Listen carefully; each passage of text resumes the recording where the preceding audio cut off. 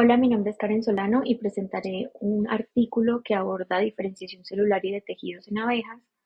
El artículo se titula Desarrollo de progenitores germinales en los ovarios de reinas larvales de abejas melíferas, publicado en la revista Biology Open por los autores Cullen y otros en el año 2024. Las abejas son claves en la polinización de especies tanto de flora nativa como de flora cultivada, y este servicio ecosistémico que prestan resulta importante en la medida en que existen más de 20.000 especies de abejas en el mundo. Una de las más estudiadas es Apis mellifera. Está ampliamente distribuida y se conoce que son eusociales, tienen un sistema de castas dentro de las que se tienen las obreras, los zánganos y las reinas. Estas reinas pueden poner entre 500 a 3.000 huevos por día y son las encargadas de mantener la población poniendo los huevos. Una reina puede poner entre 500 y 3.000 huevos al día si las condiciones del ambiente son adecuadas, y esto va a incluir temperatura, niveles adecuados de humedad, abundancia de néctar y abundancia de polen para alimentar las larvas y, por supuesto, espacio en la colmena para ovipositar huevos. Evidentemente, para hacer esto necesita ovarios muy desarrollados que contienen estructuras que se llaman ovariolos. En las abejas también se da regulación génica, por lo tanto hay modificaciones epigenéticas. En este caso vamos a abordar una modificación epigenética programada, que es un cambio anticipado por el desarrollo o por la especie ante señales ambientales regulares. Van a ser parte de la plasticidad fenotípica normal y se activan de forma coordinada en circunstancias esperadas. Por otro lado, se tienen las modificaciones epigenéticas no programadas, que van a ser esas que no se anticipan evolutivamente y van a estar disparadas por estresores o factores ambientales. Para el caso de las abejas, se ha reportado que el glifosato tiene un impacto directo sobre ellas, afecta su locomoción, afecta el comportamiento de las obreras y son muy sensibles cuando están en su estado larval a estas formulaciones con el herbicida. En cuanto al problema, se tiene que la genética de las abejas se da mediante un sistema haplodiploide. Esto significa que la abeja reina es diploide, con dos juegos de cromosomas provenientes de padre y madre. Puede poner huevos que son no fertilizados o fertilizados. Los no fertilizados se van a convertir en zánganos, que son haploides y que solo tienen la genética de la madre, mientras que los fertilizados son obreras, que son diploides. Sin embargo, las obreras son estériles. La reina, por su parte, tiene un abdomen mucho más grande que las obreras y tiene dos ovarios también muchísimo más grandes. Y esto se llama polifenismo, que se da por esa alimentación diferencial durante todas las etapas de desarrollo larval. Ahora bien, los ovarios de la reina se dividen en 116 a 219 ovariolos cada uno, mientras que las obreras tienen menos de 10 ovariolos por ovario. Las abejas también son holometábolas. Es importante recordar que tienen un ciclo de vida muy definido que pasa por diferentes estadios, de huevo, de larva, de pupa, de adulto.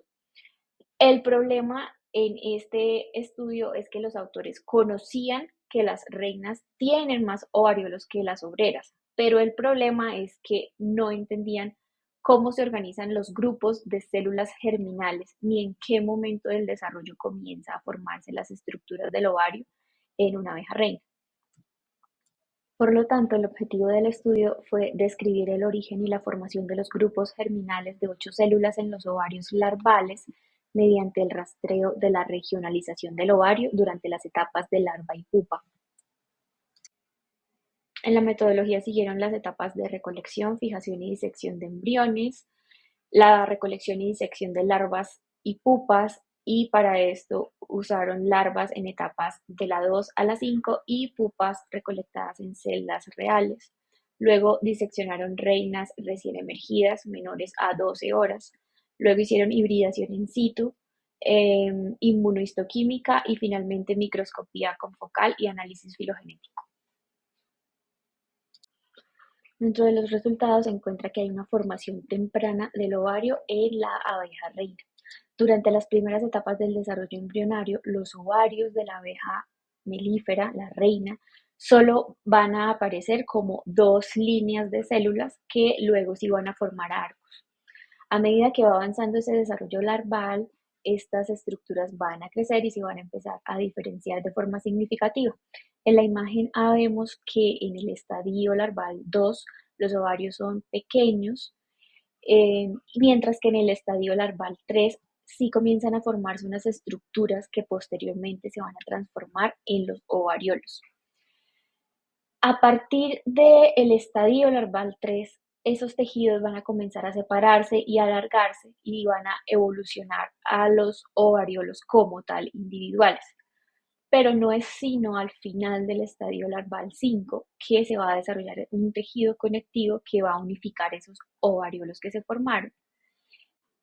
En este estudio también se encontró que se da la expresión de un gen OTSKIP y se expresa específicamente en un tipo de célula del ovario que se llama célula del filamento terminal.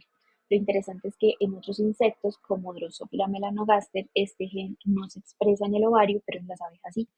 Y esto es importante porque estas células son las precursoras de los ovariolos.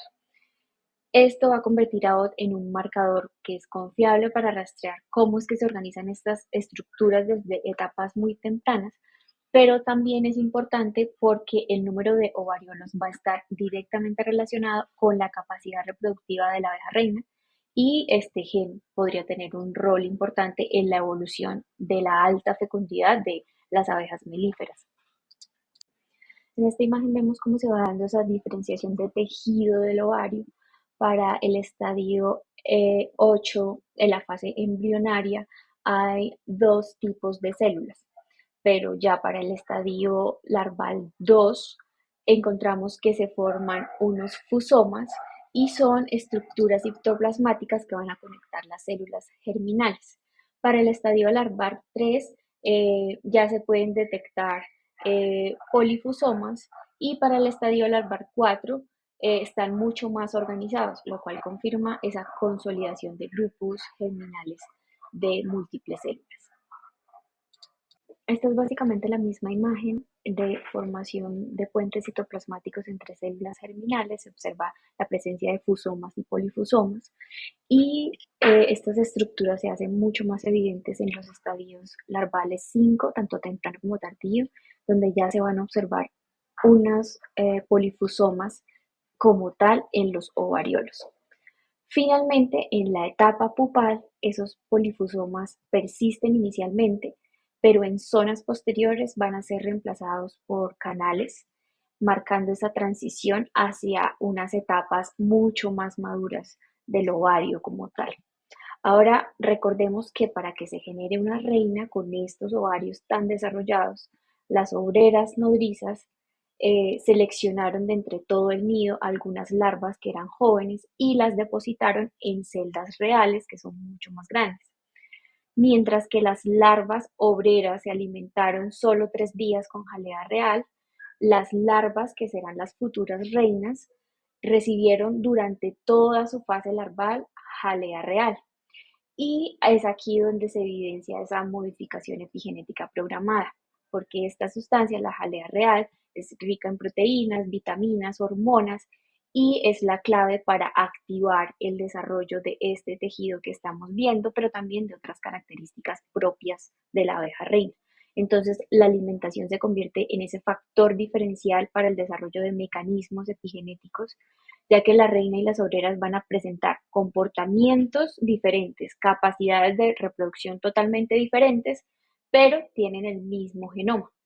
Entonces, la jalea real y otros cuidados que proveen esas abejas nodrizas van a permitir que la larva crezca más rápido, desarrolle ovarios completamente funcionales y con una mayor cantidad de ovariolos, como estamos viendo. Y esta alimentación especial va a activar o desactivar genes de ADN, suprimiendo el desarrollo de ovarios en las obreras y potenciando el desarrollo de ovarios en las abejas reina.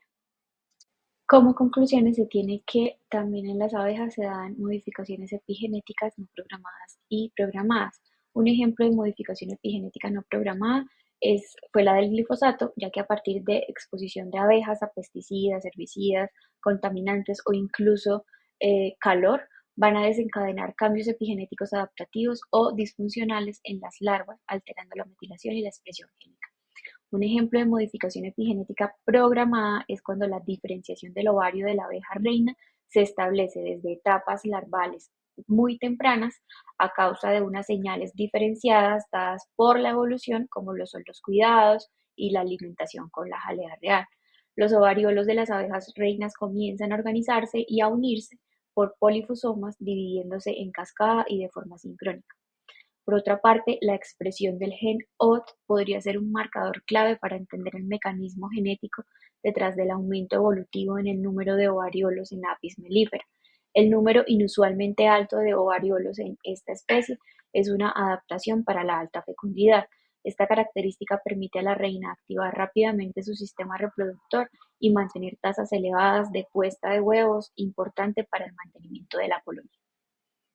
Y estas son las referencias utilizadas en la presentación. Muchas gracias.